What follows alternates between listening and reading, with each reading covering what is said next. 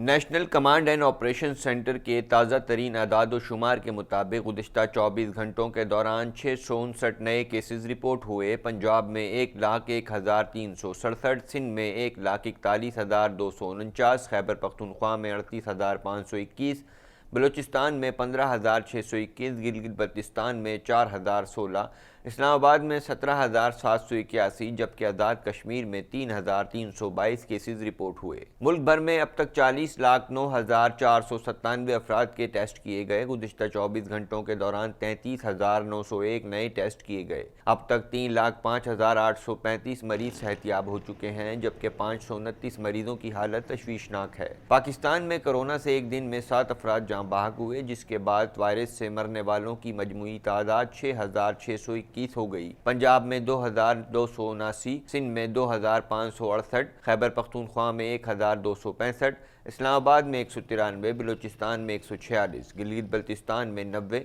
اور آزاد کشمیر میں 80 مریض جان سے ہاتھ دھو بیٹھے۔